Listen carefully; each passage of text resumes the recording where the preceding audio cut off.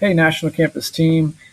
Frank and Aaron have released the budget email for the next year. And so I want to dedicate this video to sharing with you some resources that me and Jonathan have created for you guys to continue to create better budgets each year.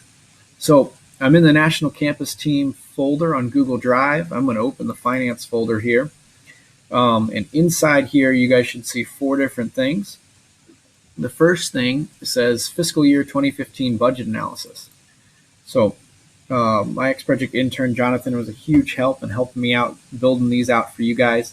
This takes what you guys said your budget was for the last year, and then took all of your expenses from this year and organized them by category and in how you spent to see how you budgeted versus how you spent, so that you can look at that and hopefully glean how to make a better budget this year.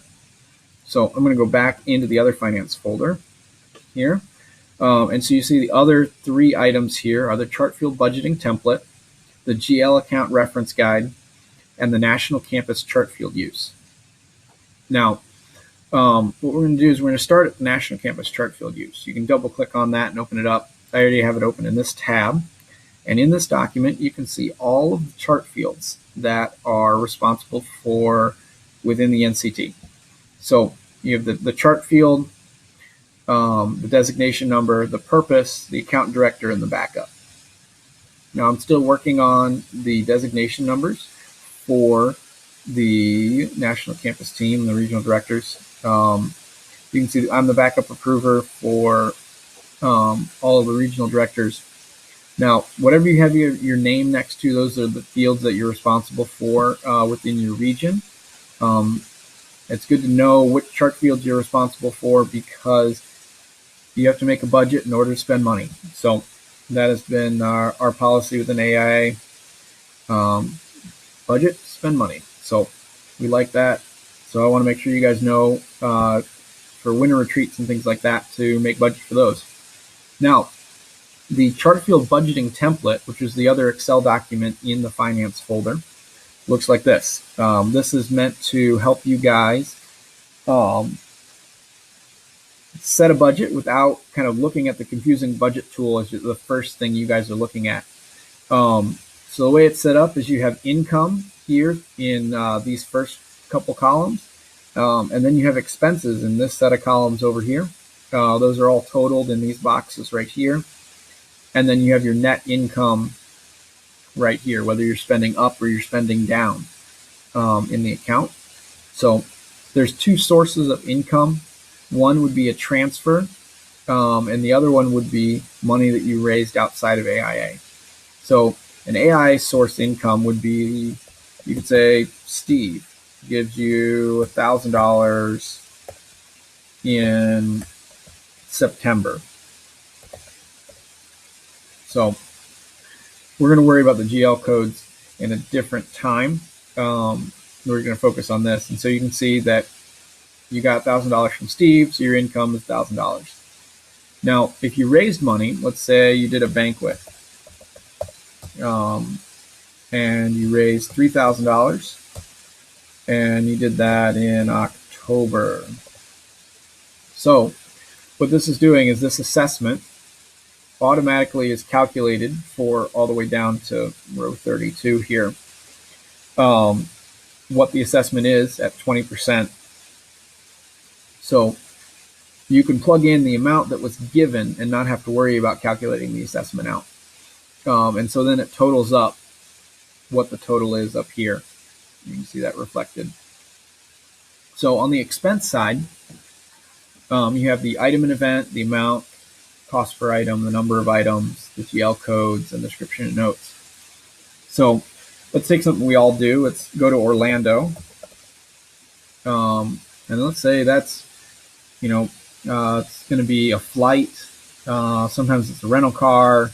So we're thinking $400 for a flight and $500 or $100 a week for a rental car and gas. So that's probably about $500. It might be on the low side depending on that. So we want to say a description note, that's flight. and rental car. Okay. So the next thing is let's say we want to buy gifts for our staff. So we're going to say, let's say we have 10 staff in our region and we'd like to buy them all a gift that is worth up to $20. So I'm going to plug in the number of items, which is one for each staff, and the cost per item is $200. So, and you can see that the expenses are totaled up here, 500, 200, 700. Let's say you guys are doing a winter retreat, and let's say solarium. You want to buy a solarium pack for everybody that shows up to your winter retreat. So it's kind of the same thing. So we have 100 people show up to the winter retreat. Solariums with the staff discount are like $7 a piece. So I put in 7 and 100, $700. So now we can see our net income is reflected because we have $13,400 or $3,400 minus $1,400, and so we get a net income of $2,000. So that is a quick tour on the budget tool. If you would like to use a copy of this, there's a couple extra things you guys can do. If you have, some of you guys have multiple chart fields. Right now this tab is called Chartfield 1 down here at the bottom. I can right click and rename it, and I can do like AIA, MN, OH, Xenia, CMPS, NetD, Campus, Operation, which is my chart field that I use here. So then that's named that, and then I can duplicate, right click, duplicate, and that's going to make a copy of it. And then I can rename it as a second chart field. So for those of you who have 2 and 3 chart fields, you can do a budget for each one this way. So if you'd like to use this template, what you guys can do is you can go to the finance folder is where it's in, and you right click on the chart field budgeting template, click make a copy, and now once you see the screen refreshes on its own, it says copy of chart field budgeting template. So what I'm going to do is I'm going to right click on that again, and I'm going to rename the document. So I'm going to say Great Lakes chart field budgeting, and we'll take template off of there.